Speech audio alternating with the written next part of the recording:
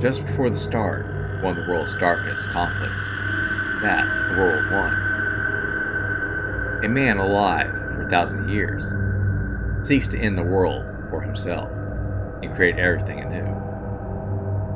But standing against him will be a young man who will be fighting this evil not with light or with hope, but with the darkness in himself. The darkness that has cast a shadow on his heart.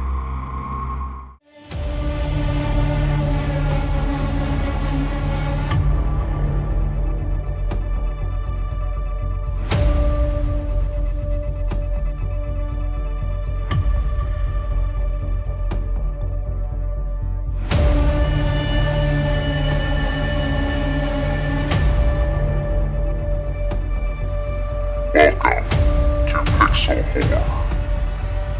Please be warned before you hit A to continue that there is no pausing and there is no exiting.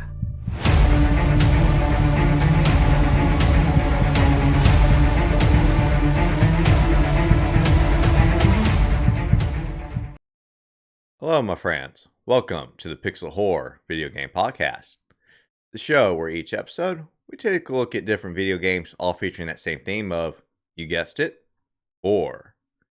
From those big AAA titles you know and love, all the way down to the small indies you might not even heard of. We're going to talk about the good, the bad, and hopefully, the scary. So for this episode, we're going to be looking at our first horror-based RPG. We're going to be talking about the PlayStation 2 title, Shadow Hearts. Developed by Sacnoth and published by Midway Games here in America as well as in Europe. This was a little bit of a underrated title that flew under a lot of people's radars. The series really didn't start to catch real attention until the sequel, Shadow Hearts Covenant. Unfortunately, this game released at a terrible time for RPGs, as it only came out a mere week before the really huge smash hit Final Fantasy X from Square Enix. Now, the game uses a lot of the same elements as what you expect in a traditional Japanese RPG, but it does have a little bit difference in the combat system, as it features a new element called the Judgment Ring. I think this is a kind of gothic-looking clock that pops up on the screen when you're performing certain actions, from attacking, special attacks, and even items.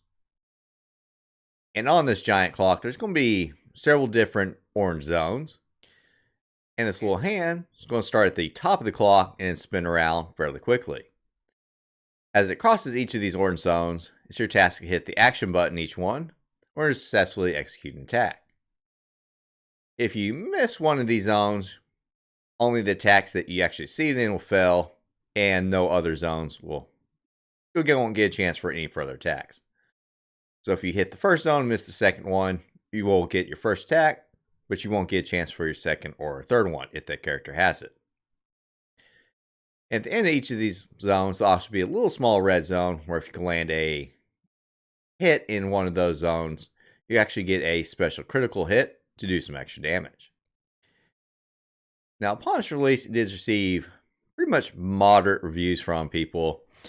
It did receive a few criticisms, including the use of 2D pre-rendered backgrounds, think kind of like Resident Evil, instead of 3D backgrounds, which are starting to become more popular at the time of the games. The difficulty does tend to amp up, especially later in the game, mostly due to the fact that enemies like to use those status types attacks like poison, confusion, death being the worst of them, and they like to spam them a lot. So if you don't have your characters very well properly equipped with certain relics to counteract these, stats effects, they can make your lives very hard and force you to run through supplies extremely quickly.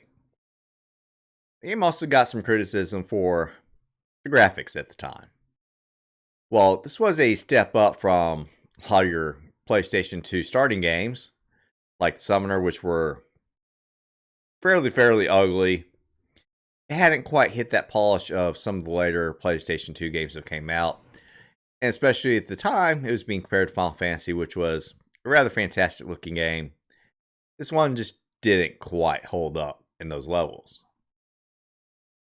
Now, the idea behind this game is you're going to be taking control of a party who are seeking to stop some fairly powerful sorcerers from casting a very dangerous spell and using it to basically ruin and destroy the world.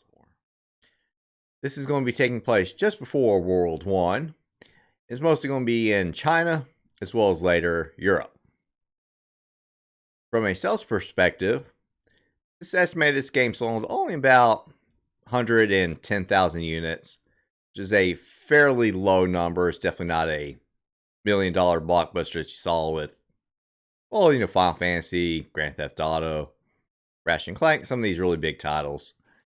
So, yeah, you're going to be really hard to find game if you're looking for it. Shadowheart Covenant proved to be a great deal more successful. This game is tending to be a sequel / spin-off of a PlayStation 1 game called Koudelka. In Koudelka, you're going to be playing as a young woman, born with psychic abilities, who teams up with a couple other people to investigate some weird goings on at this monastery in Wales.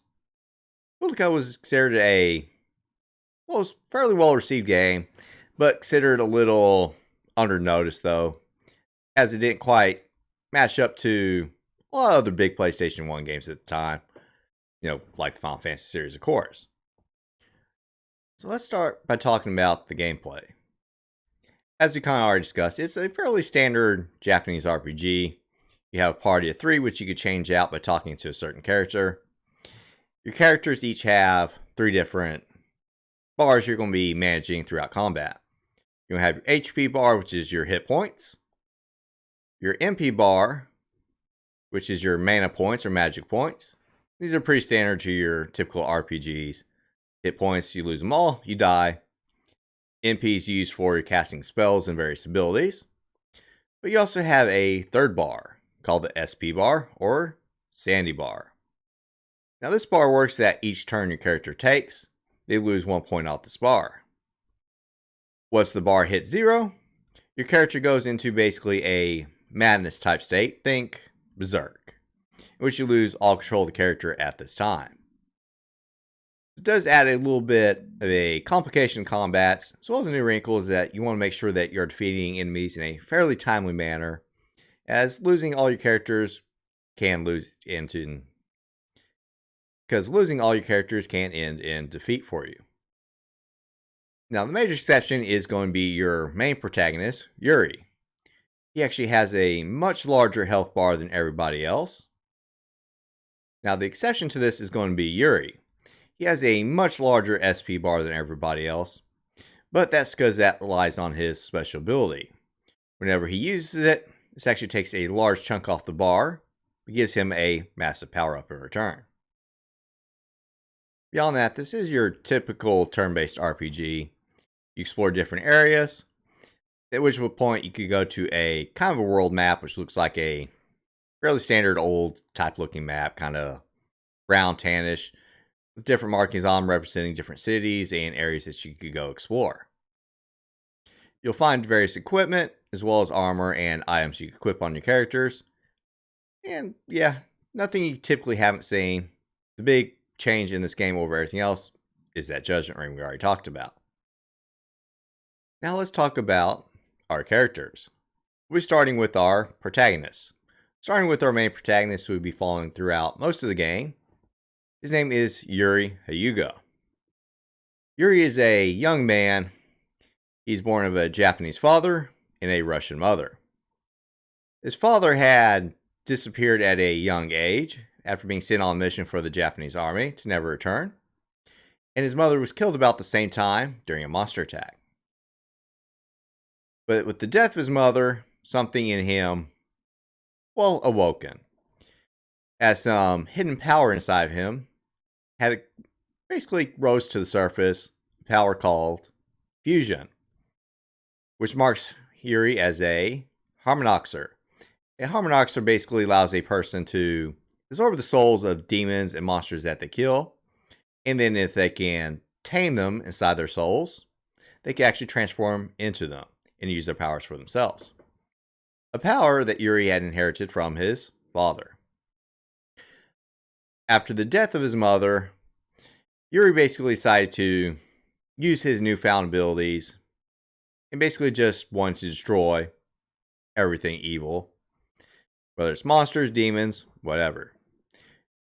Now, he didn't want to do this for any particular noble reasons, just basically for pure revenge for the death of his mother. Not too long after he started taking on this little quest on himself, he started hearing a strange voice inside of his head, one he didn't know what came from. A voice that taught him to basically go to different places, and he found that by following these voices, he's going to be eventually finding more monsters. So over time, he basically just started following this voice without even really thinking. So over years, he basically trained himself in combat, and basically making his powers stronger and stronger, until one day Yuri hears the voice begging him to get on a train. Yuri's special abilities are going to be his fusion abilities. Now, by entering a place in his mind called the graveyard, Yuri's able to tame new monsters by using points that he earns through combat. And he's able to transform into various different creatures, each representing a different element in the game. Light, dark, fire, water, earth, and wind. Now, each of these abilities or fusions that he changes into will give him a fairly large stat boost, some making him faster, some making him stronger, some a little bit more magic focused, as well as giving him new special attacks. He'll also be able to gain a final 7th of change. Also be able to gain a final 7th type of fusion that you earn later in the game. Yuri's known for fighting using basically hand-to-hand tactics, using his fists and legs. With his equipment that you equip, his weapon of choice is going to be basically think of him as brass knuckles, but with some blades attached to the end. Our next protagonist, who will be seen throughout most of the game, is named Alice Elliott. She's a young woman born to an English father, a member of the church, who specialized in exorcism. He discovered that Alice had a kind of a hidden power in her from an early age. He basically arranged her to kind of follow in his footsteps and use those abilities to help with exorcisms. Fortunately for her, just before the start of this game, her father was found dead in London, and she found herself taken by the Japanese and brought to China for unknown reasons. She uses books as her primary weapons and she uses books as her primary weapons of attack, and her special abilities focuses around her holy powers and exorcism abilities. The next character we recruit is named Li Zuzhen. He's a Taoist monk that we discover in a little village that he'd been hired to perform an exorcism on. He's an older man who's actually got some fairly powerful magic abilities. In combat, he's going to be using a staff, and he uses his special abilities, which is a yin and yang magic. The fourth character recruit is named Margaret Zell, codenamed Malkovich. Not much is really known about her. She tends to keep a lot of things secret, mostly due to her role as being a spy. A world famous spy at that. I believe she's sent by the French government in order to impede Japanese operations inside of China. She meets the group after they kind of accidentally walk into a bomb type alarm that she had set in order to impede some operations going on. And she kind of finds herself a little bit enamored with them and decides to follow along with them. She's supposed to be considered a great beauty, and she ends up eventually deciding to leave her mission kind of behind and decides she wants to kind of stay with the group as she finds their kind of carefree attitudes and the way that they could just live their lives freely as being very interesting to her.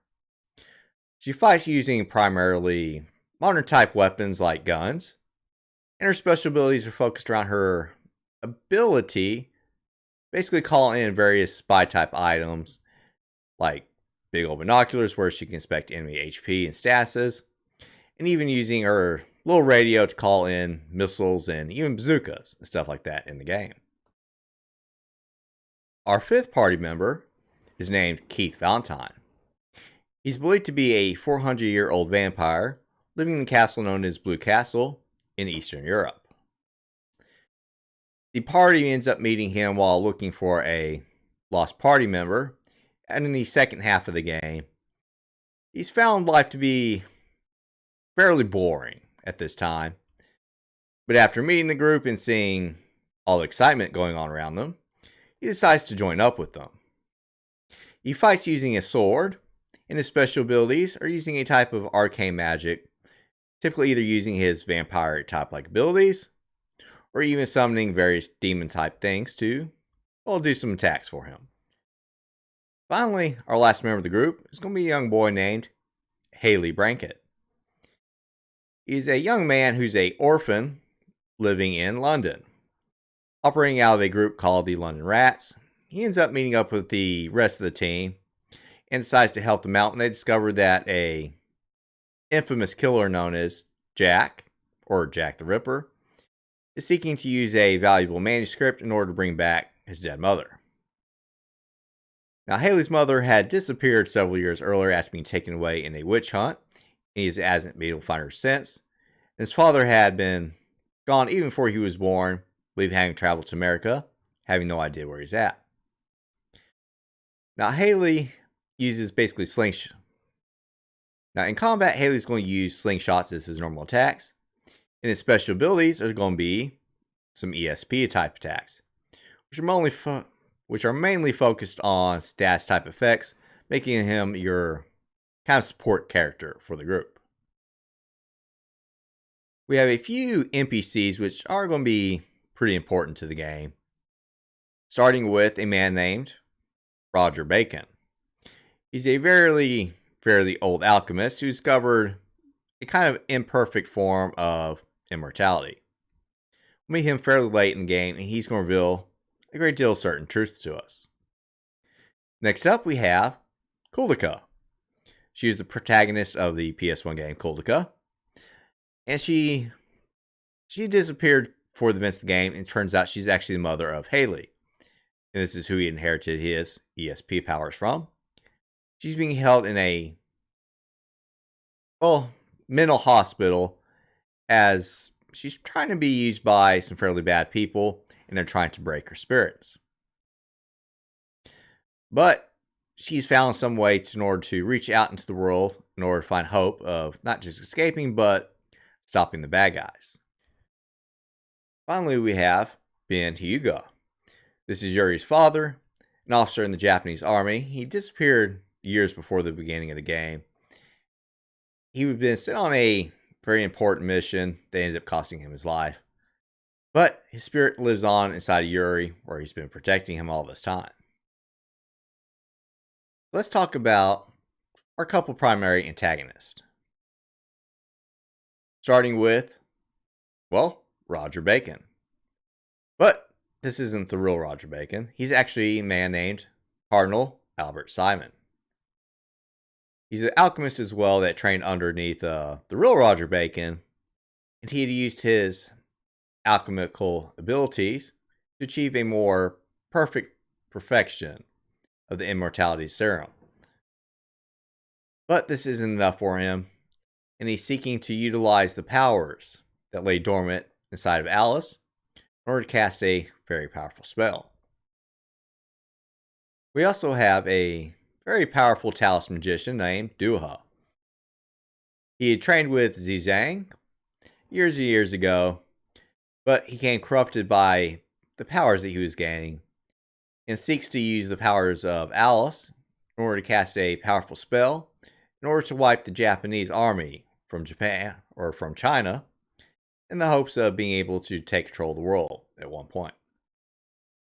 Now, like any RPG, you're going to be doing quite a bit of random battles, and these enemies are going to be fairly typical stuff. Think of bats, little demons, various monsters that you're going to encounter throughout the game. Nothing particularly special. There are occasionally nice little interesting design on them. So now it's time to finally talk about our plot. So yes, the setting, as we've mentioned before, is actually going to be set just before the onset of World War I.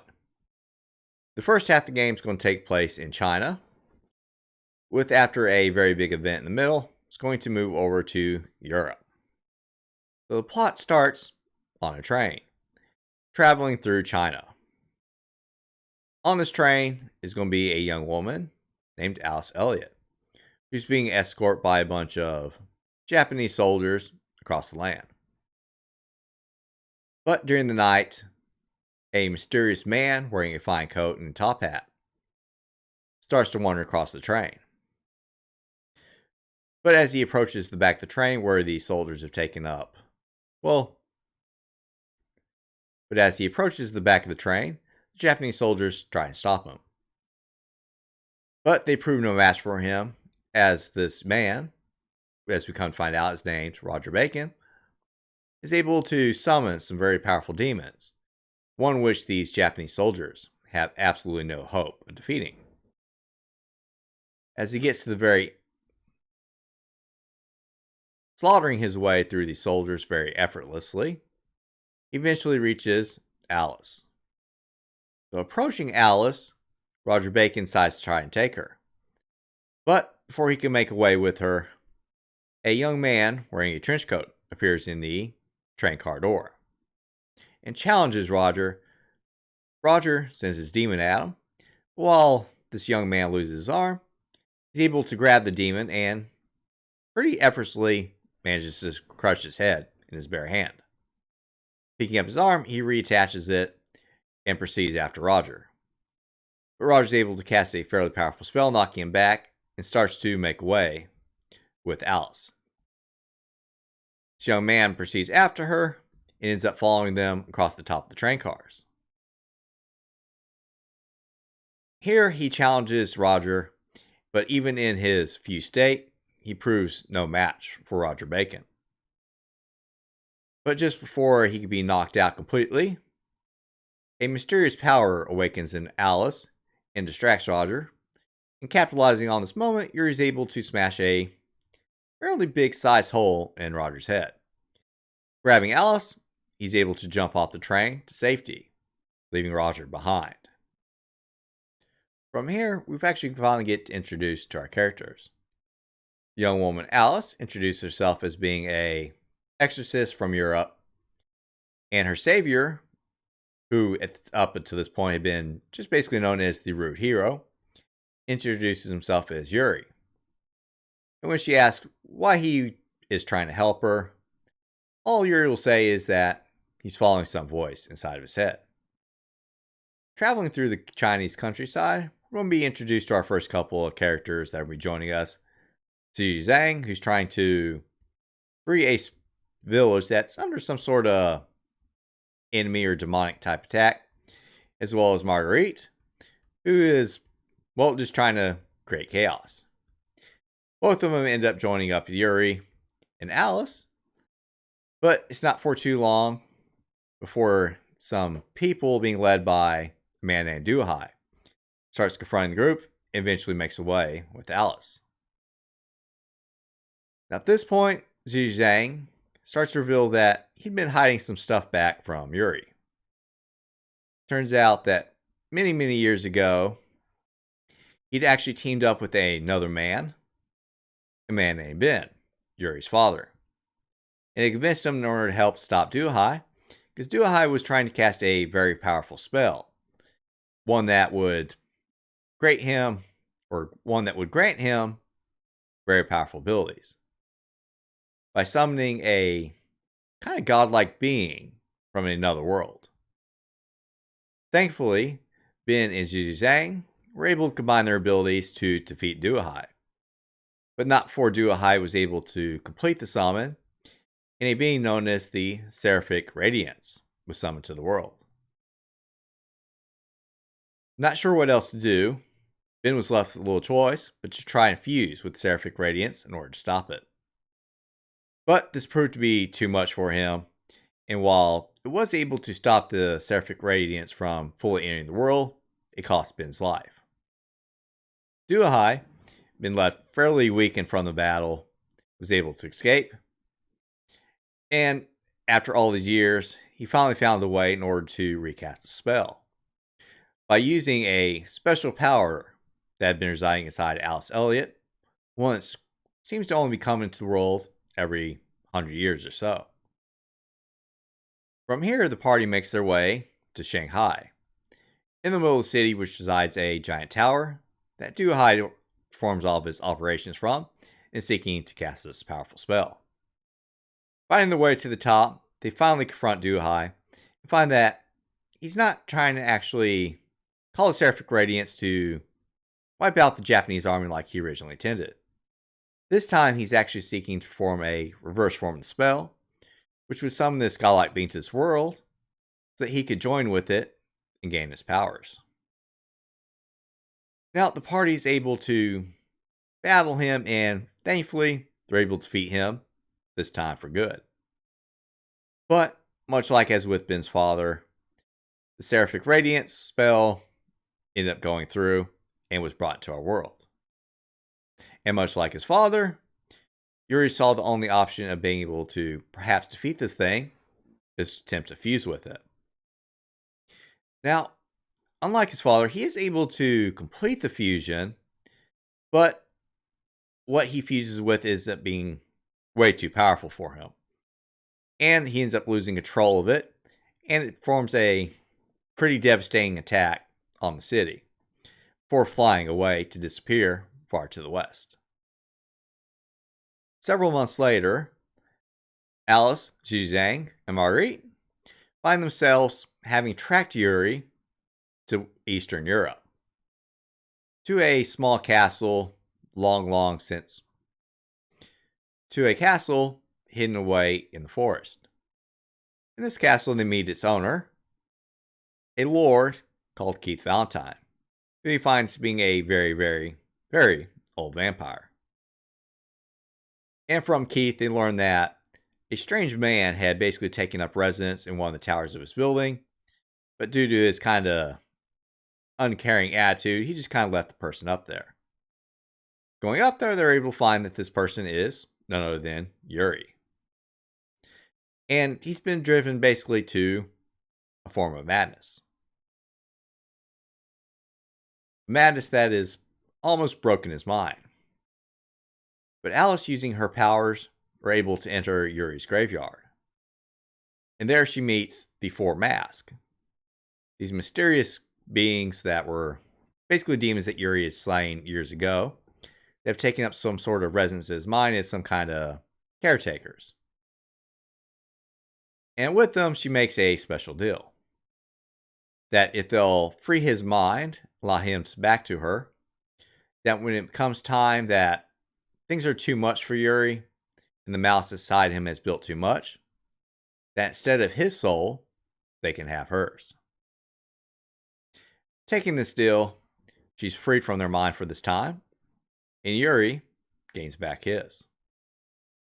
Now with Yuri back in the party, they decide to realize that Roger Bacon is not quite done yet, and that he's going to be trying to use these powers, these special powers of Alice, in order to cast this powerful spell for himself. So they decide to hunt him down. And Keith, having become, for the first time in many years, kind of excited about life, decides to join up with them. Following Roger Bacon's trail, they find their way over to London, where they discover that a valuable manuscript that had been used in order to cast these spells was in the hands of a killer known as Jack the Ripper. And by teaming up with a young orphan named Haley, they're able to try and retrieve this in order to prevent Roger Bacon from taking it. But they also learn a few other things. They eventually find out that Roger Bacon is no longer actually trying to get Alice. Instead, he decides to go after the other half of the special ability inside her, Where Alice's abilities are one of light, there's also a person out there with one of darkness. Someone that he's actually had for years and whose spirit he's been trying to break. This woman had been locked away inside of a mental asylum for quite a few years, where she wasn't trying to be helped, but they were trying to break her. They break in to try and rescue her, where they end up discovering this woman is none other than Koudelka. And she's also Haley's mother. We also get a very important revelation that this mysterious voice that Yuri's been hearing in his head this whole time is none other than hers. As she had been trapped in here this whole time, been seeking to use Yuri in order to stop everything that's been going on. But this reunion ends up being fairly short-lived, as Koudelka ends up being taken by Roger Bacon again. But not before she ends up revealing to the group that they need to visit a place called Nemeton Monastery. A place that, if you played Koudelka, the PS1 game, is actually the location that the game takes place in. Upon getting here, they finally meet a very old-looking man. Turns out to be the real Roger Bacon. And from him, they learn that the man that they've been following all this time is actually a man named Cardinal Albert Simon. He had taken his name and had been doing these fairly bad things under it. We also learn what his true purpose is. He's looking to cast this spell in order to summon this god back to this world.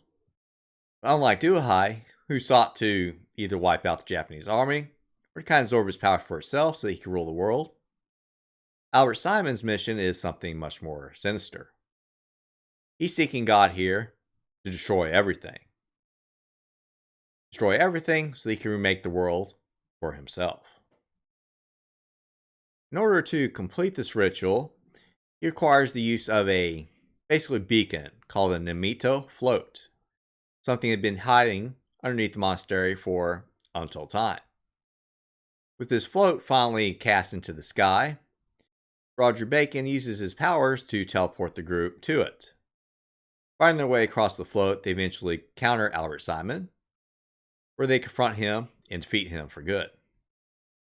Now, upon his defeat, Albert realizes that what he was doing may not have been quite right. Using what's left of his powers, Albert Simon is able to teleport the group to meet the god before it finally arrives in this world. And together, they're finally able to defeat it and stop the world's destruction from happening. Now, there are two different endings available in this game. The first ending, called the bad ending, which is one that you're normally going to see. Party goes their separate ways, and Yuri and Alice are seen traveling on a train. But unfortunately, during this time, all the malice inside of Yuri had built up too much. And this god of death that had been residing inside him, that would have taken his soul, comes for the soul of Alice after she had offered it up way back at Keith's castle.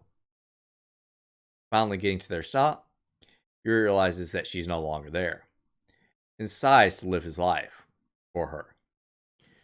But there is a good ending that can be achieved. Before a certain point in the game, you as Yuri can actually go back into his graveyard, where you can face the four masks. There, if you're able to defeat all four, a little bit later in the game before the party goes off to the final dungeon, when the spirit of Atman leaves Yuri's soul, in order to go into that of Alice, Yuri's found that he can basically find a way to force himself into Alice's soul, where there he teams up with Alice in order to defeat Atman, thus breaking the curse on Alice's soul. And in the good ending, they finally make their way to Zurich, Germany on this train, where Alice wakes up, and Yuri and her get to go off to their happy ending. Now, for the sequel of this game, Shadowheart Covenant, is actually going to follow off the events of the bad ending, unfortunately. Alice's life is going to be gone, and Yuri, well, he's doing what he can with his life. So that, guys, is the plot to Shadow Hearts. Now, I had actually bought this game not too long after it came out, after finally getting my way through Final Fantasy X, I actually picked this up right afterwards and played through it. I actually found myself really enjoying it. It's a much darker experience compared to most RPGs, as a more, well, not quite modern setting. It doesn't feature, a typical Dungeons, Dragons, magics that you tend to see in a lot of RPGs. So it's a little bit refreshing. The Judgment Ring system that you use in combat is actually fairly nice. I enjoyed it. My only real big complaint really was that the difficulty can be quite harsh, especially later in the game where even basic enemies will pretty much just spam death type spells over and over and over. You do not have the proper relics or accessories equipped to defend yourself against those. Yeah, it could be pretty nightmarish. But I really enjoy the idea of Yuri being able to change into these different creatures. And then you can, as you get more powerful, you can actually summon more powerful versions of them that you could defeat inside of this little graveyard and change into more powerful and cooler looking versions. I actually enjoyed all that. The story was actually pretty cool. I was pretty happy to pick it up. And fortunately, I can't really recommend people play this now because really there's no way to play this. This isn't available on any type of stores or Steam or anything like that. This is purely locked to the PlayStation 2. And due to the scarcity of copies of this, it can be pretty expensive to check out. Alright guys, so that brings us to the end of the episode. So for our next couple episodes, I kind of already got planned out. Next time we're going to be talking about a game called The Suicide of Rachel Foster. If you're interested in playing along, I actually would recommend maybe you skip this one. Check out some videos of it if you like, or just wait till next week's episode when we talk about it. It's a somewhat controversial game. One that could have been something, but yeah, didn't quite make it. And after that, we're going to be talking about something fairly release. After that, we're going to talk about something a bit more recent. We're going to be talking about a game called The Callisto Protocol. Another one that I had a great deal of high hopes for, unfortunately. Didn't quite land in the ways I wanted to. But we'll discuss that a bit more in a couple episodes. So I'd definitely like to hear from you guys. If you have any suggestions for the show as far as games you'd like to see or talk about in future episodes, or just general comments, I'd definitely love to hear from it. You reached out to me a few different ways. You can email me at pixelhorrorpodcast@gmail.com, or on Twitter, you can message me at justnewgaming. As well as feel happy to leave any comments below if you're watching on YouTube or any other the podcast services that offer such stuff. If you'd like to help out the show, it's actually a few different ways you can do that. By all means, like, subscribe, and share if you can. Follow if that's available. And if you can do ratings, leave a good rating. That goes a very long way. And if you'd like to help out a little bit more, I'll actually have a link down in the descriptions where you can go to help out a little bit. Drop $1 or $2 my way if possible. That just goes to buy more games to talk about. If not, it's all great. Just do what you can, guys. Alright, so it's time to finally end this episode. So, my friends, just remember, keep your flashlight handy, stay out of those dark corners, and do your best to survive until dawn.